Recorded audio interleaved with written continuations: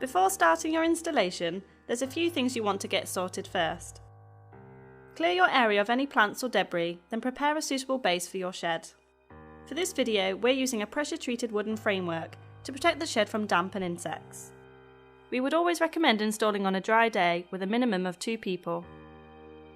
For this installation, you will need a screwdriver, a drill, a hammer, a tape measure, a ladder, and a Stanley knife or cutting tool.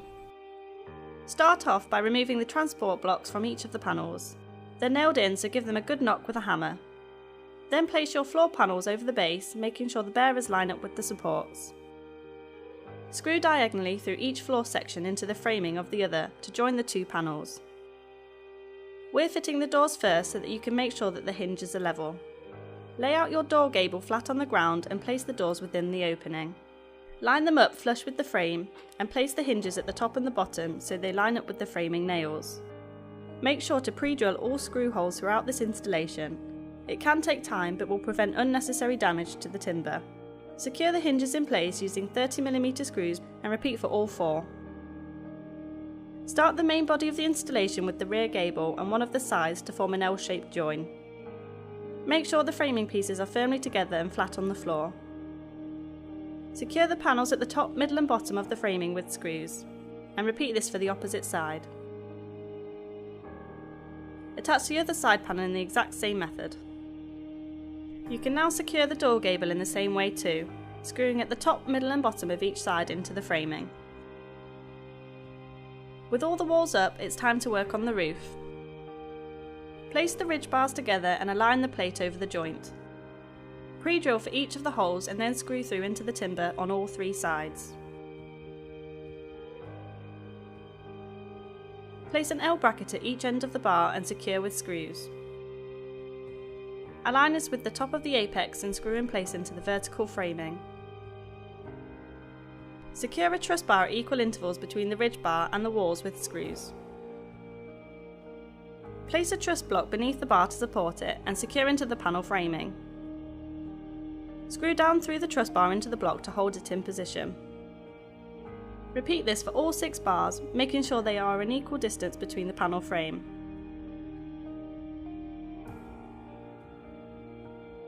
With the ridge bar and trusses installed, the next step is to affix the roof boards. Slide the roof panel up onto the gables until it reaches the ridge and secure in place into the framing below. This will create an overhang for your felt. Repeat this for the other panels.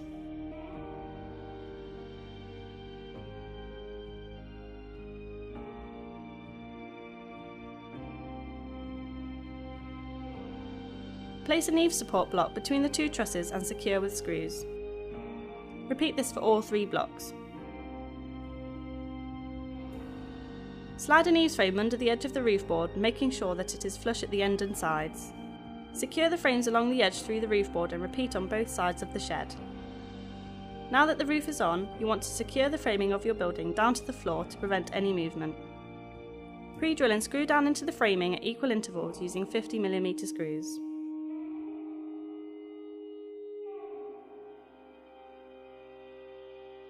When felting the roof, you want to either measure the length of your roof with a tape measure, or as we've done here, you can roll it out along the length of your building and cut to size.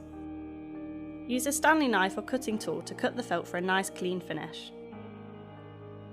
Roll the felt out along the roof and position it so that you have at least 2-inch overhang on all sides. Tack the felt at the 2 top corners to prevent movement and then secure all around, making sure that the felt is pulled firmly to prevent wrinkles. Repeat this for the other side of the roof and then roll out your 3rd strips along the apex. These should overlap your 2 pieces and can then be tacked along the length of the roof on either side. With the roof finished, it's time for the trims. For the fascias, fold the felt down so that it is sandwiched firmly between the fascia and the edge of the roof. Secure these at each end and the middle and repeat for all 4 fascias. Position a finial over the fascia gap at each end and secure with screws. Don't worry if some felt overhangs under your fascias, this can simply be cut away using a knife. Align the corner trims over the side panel framing and then secure in place at the top, middle and bottom with 30mm screws. Repeat this for all 4 corners and then the 2 side joints. For the windows, you're going to need to affix the framing on each side of the window opening with screws. You can then insert the plastic glazing strip. Place a piece of styrene in the window frame and cover the edge with the framing piece. Secure this through into the framing behind to sandwich the glazing in. Repeat this for the other window before securing both with the centre framing piece. We'll remove the plastic coating later.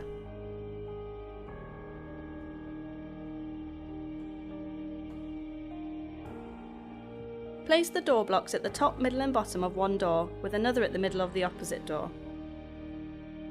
A turn button can then be installed on the top and bottom blocks of the slave door.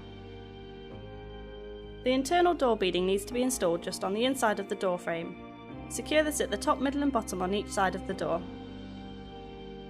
The jaw strips need to be placed over the door gap with the shorter strip at the top. Make sure they are flush at the ends to leave a gap between them. Secure into the master door along each strip, lining the screws up with the internal framing. The last turn button is installed on the slave door between the two strips with a black 30mm screw.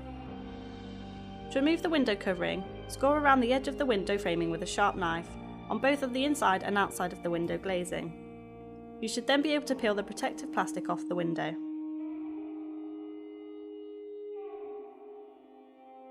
Now that your shed is installed, you want to treat it with a good quality timber preservative to keep it protected throughout the year. For more installations, please check out the other videos on our channel or visit